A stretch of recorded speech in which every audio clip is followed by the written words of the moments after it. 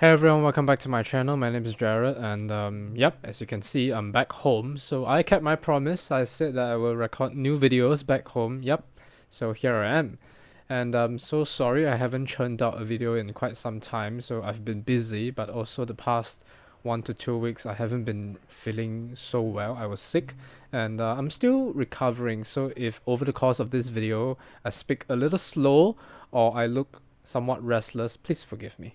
Okay, so the movie that we're going to be talking about today is Bertrand Bonello's latest film, The Beast.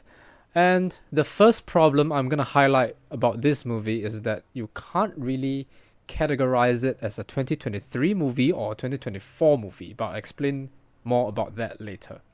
So for me personally, I caught this film at the Singapore Film Society showcase in June this year. So for those of you who don't know, some quick info: the Singapore Film Society is a non-profit film society in Singapore that's actually been around for more than half a century. And as of now, currently, they have monthly showcases. It's usually films that are not conventional and not mainstream. Many of them are foreign films, some of them documentaries, and of course, this film is both a foreign film and not your mainstream movie. And for those of you who watched it, you know what I mean. So what's my first impression? And in fact, I still hold by this impression of The Beast.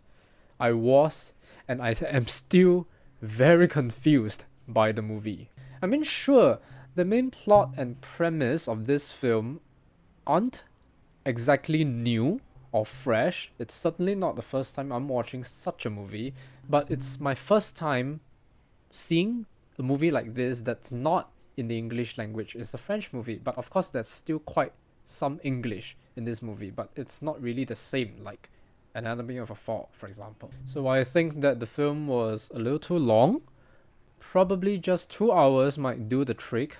And last but not least, I ever mentioned, I can't remember the video, it could be the Bike Riders review or another movie, I ever mentioned that I predict this movie might be selected at next year's Best International Feature Oscars. Although I would say the chances are very slim. Very, very slim. Okay, so what on earth is this movie about? To tell the truth, to try to summarize this film is in itself a brain gymnastics. And I mean, the Olympics was just over, right? So, but I'll try.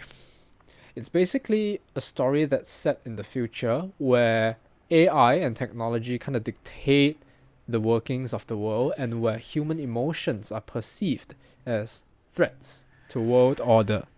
Please excuse the noise outside, yeah. So Lea Sedal plays Gabrielle, a woman who falls for our male lead, Louis, played by George McKay. So she develops romantic feelings for him and therefore puts herself at great risk.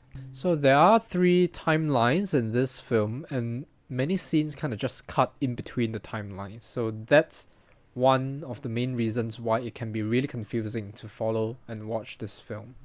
To watch and follow this film. So, what worked in this movie? I would say the decision to cast George McKay and to make him speak French in this movie. Ooh. Oh. He was so sexy. And I cannot imagine the number of people, not just in the screening that I was, but the number of people all over the world just, watching him on screen and listening to him speak French, and got turned on.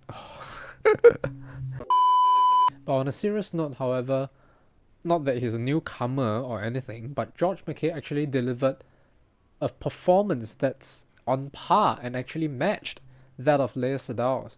And they actually had quite nice on-screen chemistry together, surprisingly. Now, I hate to become technical and repetitive, but another thing that worked for this film is the craftsmanship. So, stunning visuals throughout the film. Really, stunning visuals. Some of the more outstanding ones in the past year and the past 2 years. And props to the cinematographer. I don't think I should try to pronounce this name. And of course, the wonderful work of production designer as well. And their respective teams and departments for their excellent jobs. So the work might just be the only other saving grace in this movie on top of Lea Sedol's and George McKay's spellbinding performances, which personally for me was not all that surprising given that one, Lea Sedol is an established and experienced actress in the industry by now, and George McKay is actually a very hardworking actor. So some trivia fact that I learned, George actually picked up and learned French specifically for his role in this film. And the director Bertrand also said that George's effort proves how hardworking some British actors can be. So what didn't work in this film for me was the script.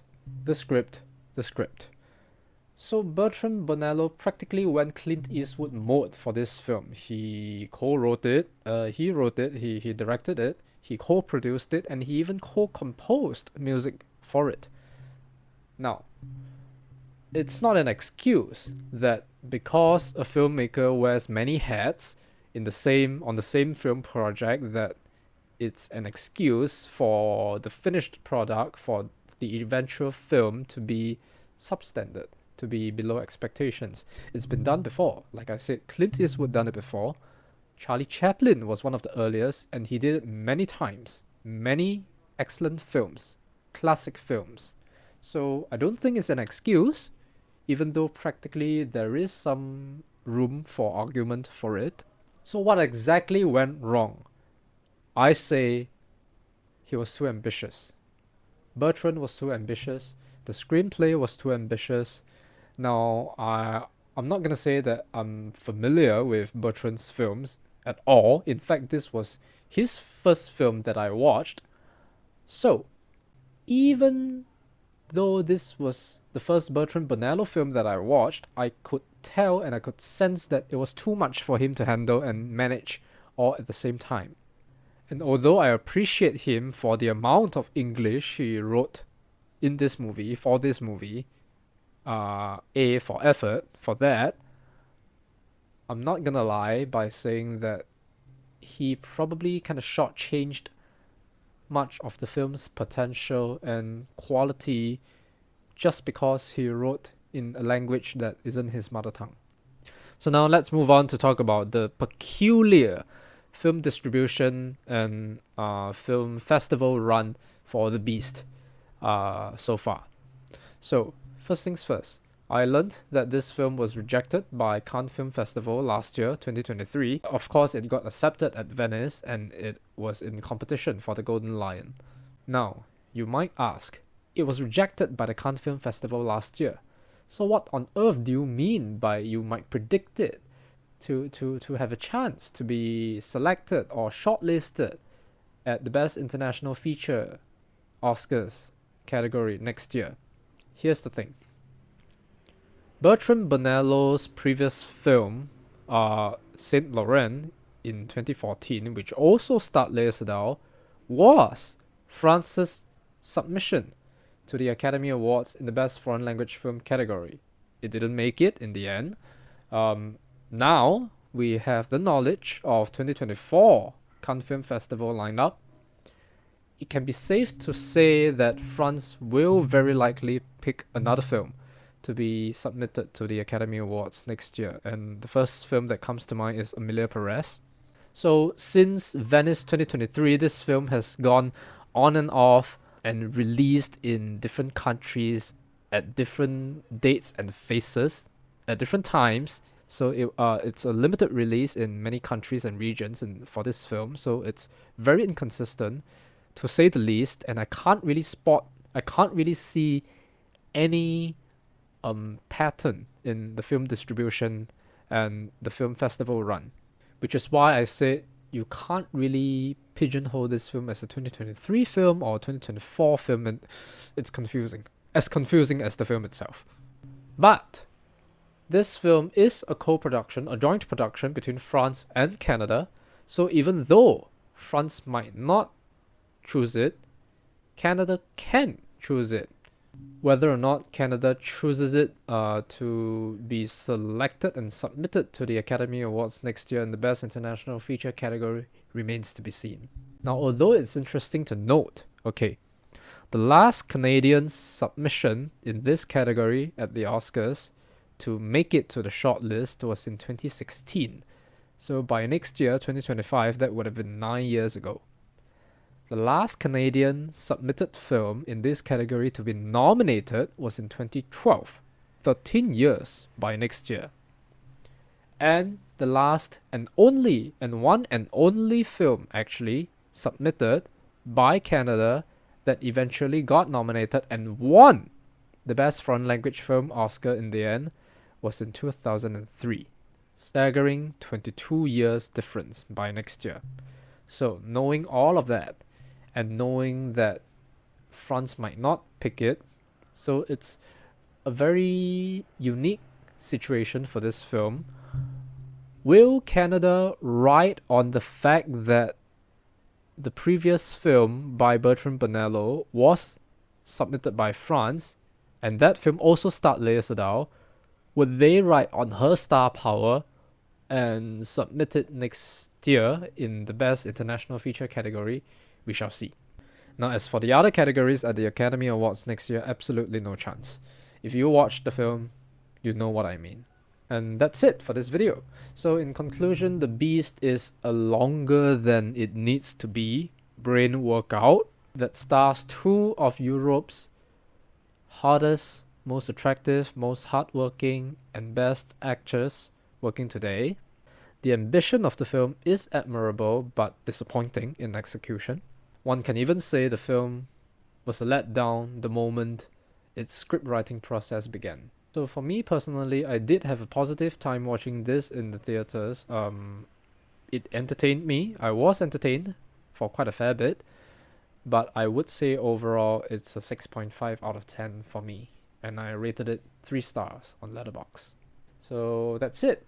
I will have a written version, film review for this movie that will not immediately come out as this video is up, but as soon as possible, and I'll link it in the description below. So be sure to check it out, because I will most probably talk about 1 or 2 things that's different than in this video. Hey everyone, Jared here. I'm showing you a beautiful pot of flowers in my office. So yeah, it's been some time since I last did this, meaning to say I forgot to say something in my original video. So anyway, so for The Beast, you can watch it if you're in the UK region, you can watch it on Mubi right now. It's streaming on Mubi. And I forgot to do a shout out for Singapore Film Society. So if you are a Singaporean, or even if you are not, but residing in Singapore for an extensive period of time, you can consider they have different membership tiers. So I'll also link to their website in the description below, so do check them out. They do have a diverse range of programming and programs for different types of films from time to time in Singapore. So see you next time. As usual, follow me on Twitter, Letterboxd, check out my socials basically, and of course check out my blog. Like, comment, share, subscribe for more, and I'll see you in the next video. Bye.